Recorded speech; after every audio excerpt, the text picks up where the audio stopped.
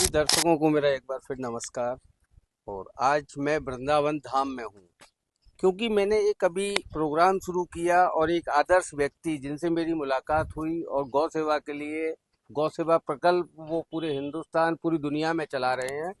उन्हीं के सानिध्य में आके मुझे लगा कि मुझे भी कुछ करना चाहिए और मैंने गौ सेवा के ऊपर लोगों के विचार लेना चाहा, तो मैंने अपनी शुरुआत करी वृंदावन धाम से। श्री वृंदावन धाम में एक ऐसा परिवार जिसमें राजनीति भी है, शिक्षा भी है और संस्कार भी है, और गौ पालन के क्षेत्र में लगातार उनके पास पीढ़ियों से गाय सेवा हो रही है। मेरे साथ हैं पंडित उदयन शर्मा वृंदावन धाम से। सर, कुछ बताइए गौ सेवा के बारे में, गौ के बारे में और संस्कार, शिक्षा और संस्कृति के बारे में। गौलोक धाम आपने नाम सुना होगा।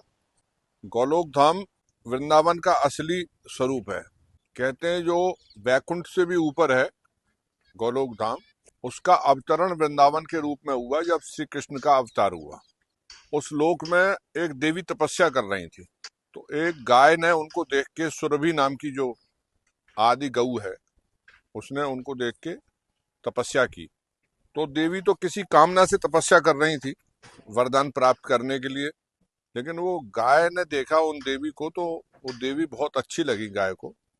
तो वो तपस्या कर रही थी देवी, तो गाय ने भी उनको देखा देखी तपस्या की, और जैसा कठोर तप उन्होंने किया देवी ने, वैसा ही गाय ने तप किया। तो जब देवता आए वरदान देने के लिए देवी को, जब देवी की तपस्या पूर्ण हो गई, तो विधाता ही वरदान देते हैं। विधाता के रजिस्टर में जितना लिखा हुआ है किसी के लिए, उतना ही उसको देवता वरदान दे पाते हैं। तो उन्होंने देवी को जो भी यथेष्ट वरदान था, जो चाहती थी, वो वरदान दे दिया। उसके बाद वो लोग गाय के पास पहुंचे, तो गाय से उन्होंने कहा, ये शास्त्रों में कथा आई है जी। कि तुम भी वरदान मांग लो, तुमने भी देवी के समान तपस्या की है, तो आपको भी वरदान दिया जाएगा। तो गऊ ने मना कर दिया। गाय ने ये कहा कि मैंने तो किसी कामना से तपस्या नहीं की है, मुझे कोई वरदान नहीं चाहिए। गऊ निष्काम होती है। जी। काम कहते हैं कामना को, कोई इच्छा हो। तो बहुत कहा देवताओं ने उनसे कि कोई वरदान तो मांग ले तू, जब इतनी तुमने तपस्या की है। जी। तो किसी भी हालत में गऊ कोई वरदान मांगने के लिए तैयार नहीं हुई। तो देवताओं ने और विधाता ने बड़ा अचंभा किया कि कोई भी इतना निष्काम कैसे हो सकता है। गऊ ने कहा, मैं तो संतुष्ट हूं, मुझे कुछ चाहिए ही नहीं, तो मैं किस लिए आपसे वरदान ले लूं। तो उन्होंने कहा कि तुमको तो हम वैकुंठ से भी ऊपर तुम्हारा धाम स्थापित करेंगे। तभी वो गोलोक धाम स्थापित हुआ, जिसमें भगवान श्री कृष्ण स्वयं गायों के बीच में रहते हैं। उसका ही अवतरण ये वृंदावन है। बहुत अच्छा। तो हमारे शास्त्रों में कहा भी गया है, गावो विश्वस्य मातरा, संसार की ही माँ है गऊ। ये सृष्टि गऊ के ऊपर टिकी हुई है, इसलिए हमारे यहाँ गाय का इतना शास्त्रों में इतना महत्व है, इतना पूजन है। 33 करोड़ देवताओं को गाय के शरीर में माना गया है। गाय के गौमूत्र और गोबर में साक्षात लक्ष्मी का वास माना गया है। भाई साहब, तराश मंदिर के महंत हैं आप, डॉक्टर हैं, बिटिया का आईएएस में सिलेक्शन हो चुका है। इस सब के बावजूद भी गौ सेवा, कितना सुकून मिलता है आपको आत्मीय, कितना सनातन आज भी आपके द्वारा जिंदा है।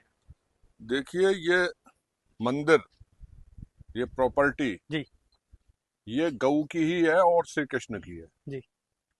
हम लोग तो चौकीदार हैं और सेवक हैं, पहरेदार हैं उसके। ये भूमि ही वस्तुतः गऊओं की है जी। और गोलोक धाम तो है ही गौचारण भूमि। और वृंदावन में जब कोई वृंदावन वास प्राप्त कर लेता है, या सांसारिक रूप में कहते हैं कि देहांत हो गया इसका, जी। तो यही कहते हैं कि गोलोकवासी हो गए। अपने यहाँ कैलाशवासी या स्वर्गवासी नहीं कहते जी। अपने यहाँ कहते हैं कि ये गोलोकवासी हो गए। ये गोलोक धाम का साक्षात रूपांतरण है वृंदावन। तो हमारे पिताजी को भी, स्वर्गीय श्री मगनलाल शर्मा, यहाँ के बहुत यशस्वी नगर पालिका अध्यक्ष भी रहे जी। और जनसंघ और संघ के भी वरिष्ठ नेता रहे। कार्यकर्ता रहे, उनको भी गऊओं से बहुत प्यार था। तो बचपन में हमने देखा 18 गाय रहती थी, 18-20 गाय, जी उनके फिर उतने ही बच्चे। तो वो परंपरा चली ही आ रही है। जी और गऊ का मतलब है जो देसी गऊ है, और ये इसीलिए महान है कि इसने लक्ष्मी जी को भी अपने शरीर में स्थान नहीं दिया, क्योंकि उसको कोई कामना नहीं है धन की भी, ना धन की कामना है, ना कोई सिद्धि की कामना है, अपने आप में संतुष्ट है। मच्छर काट रहे हैं, गर्मी है, बरसात है, लेकिन गाय केवल अपनी हरी घास को खाने में और पत्तियों को खाने में ही संतुष्ट जी। है। उसने बड़े बड़े वरदान ठुकराए हैं, ऐसा अध्यात्म दृष्टि वाले लोग कहते हैं, ऐसा शास्त्र कहते हैं। भाई साहब, जब कभी इसलिए हम श्री कृष्ण सबसे ज्यादा गऊओं से ही प्यार करते हैं। जब कभी हम सुबह आपके पास आते हैं तो हमने देखा है आप अपनी गायों से प्रेम करती हैं। हमने सुना है, मैं जानना चाहूंगा आपके द्वारा कि क्या गायों से प्यार करने से, उन्हें स्पर्श करने से किस तरह की बीमारियों से या आपको क्या बेनिफिट होते हैं, मैं जानना चाहूंगा, आप लोगों को बताएं। देखिए, वास्तविकता तो यह है कि गाय को जितना समय और सेवा देनी चाहिए वो तो मैं नहीं दे पाता हूँ, जी लेकिन कभी कभी मैं गाय को पत्तियां जरूर अपने हाथ से खिलाता हूँ। जी, हम जब कभी आते हैं तो हमने देखा है, इसलिए हमने पूछा आपसे। तो गाय के केवल सांस लेने से, जी अगर वो खुश होके सांस लेती है, प्रसन्न होके सांस लेती है, जी तो व्यक्ति की उन्नति हो जाती है, उसके परिवार की रक्षा हो जाती है और उन्नति हो जाती है। और गाय अगर नाराज हो जाती है और सांस ले लेती है तो बड़े बड़े साम्राज्यों का भी पतन कर देती है। भाई साहब, आपके अनुसार हम इस गाय के पास जा सकते हैं? हाँ, जा सकते हैं। आइए एक बार भाई साहब, प्लीज हम लोग गाय के पास चलते हैं। अभी तो ये वैसे भोजन कर रही है अपना। जी, ये ये गैया। सफेद गाय है हम्म और वो श्यामा गाय है। हम्म श्यामा गाय का भी कोई विशेष महत्व होता है? तो श्यामा गाय का महत्व होता है, देखिए वेद में लिखा हुआ है कि काली गाय क्या है, चितकबरी गाय क्या है, जी। सफेद गाय क्या है, लाल रंग की गाय क्या है, उसका किस में प्रयोजन है, ये सब डिटेल में शास्त्रों में सब चीज दी हुई है।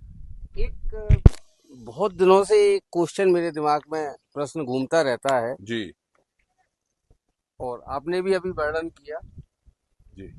कि लोग अर्थ के पीछे भाग रहे हैं, लोग पैसे के पीछे भाग रहे हैं, सामाजिक जीवन को बहुत सारी कठिनाइयों से जी रहे हैं, परेशानियों से जी रहे हैं, और बहुत सारी समस्याएं।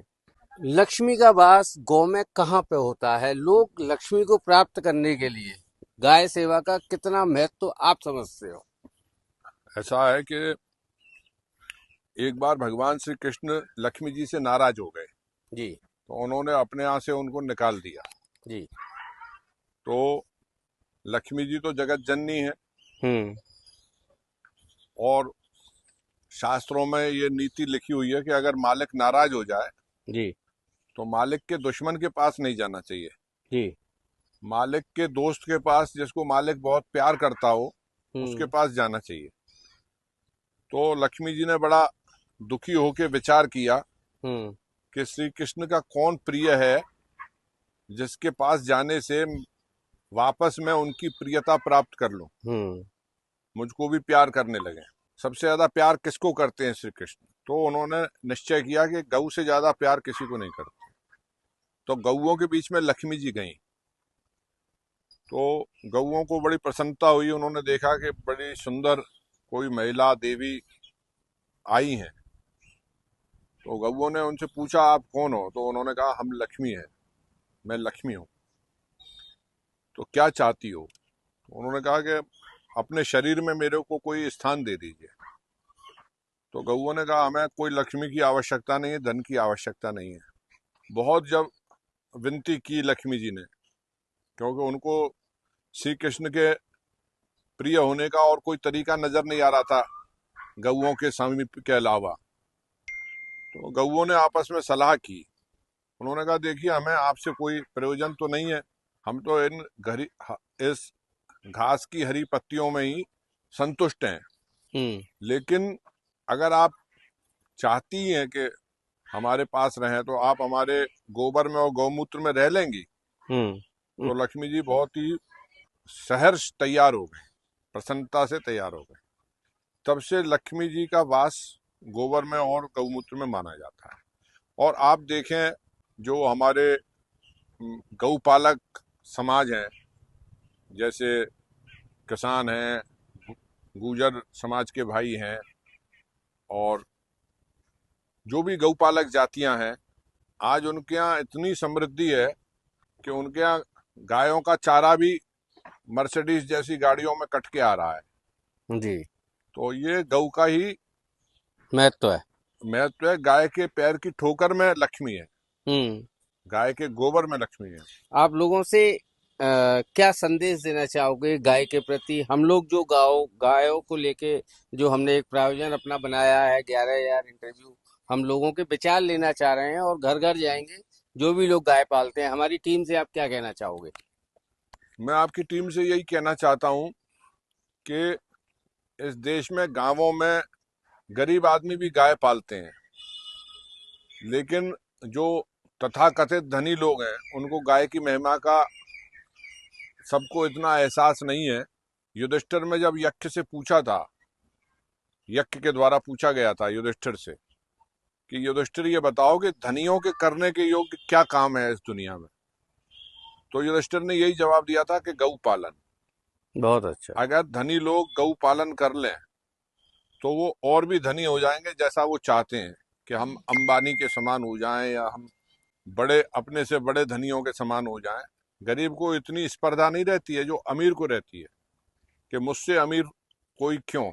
एक और बहुत सूक्ष्म में बताना, वृंदावन से एक आवाज, डॉक्टर उदयन शर्मा, समाज को क्या देना चाहेंगे गऊओं के लिए? देखिए, वृंदावन में हम देखते हैं तो सबसे ज्यादा दो चीजों की दुर्गति हो रही है, और जो दोनों चीजें वृंदावन की और गोलोक धाम की मुख्य चीजें हैं, एक तो गऊ और एक यमुना नदी। तो मैं यही कहना चाहूंगा कि अगर आपके पास भगवान ने 2 टाइम की रोटी के लायक भी धन दिया है तो उसमें भी आप ये कोशिश करें कि कम से कम, जैसे हम अपने खाने में से एक रोटी निकाल सकते हैं रोज, अपने धन और अपनी सुविधाओं में से गऊ के लिए कुछ दान, कुछ वास्तविक गौ पालन की दिशा में कुछ कार्य अवश्य करें। भाई साहब, आपने हमको समय दिया और पहला इंटरव्यू हमारा इस वेतन का है। बहुत बहुत धन्यवाद।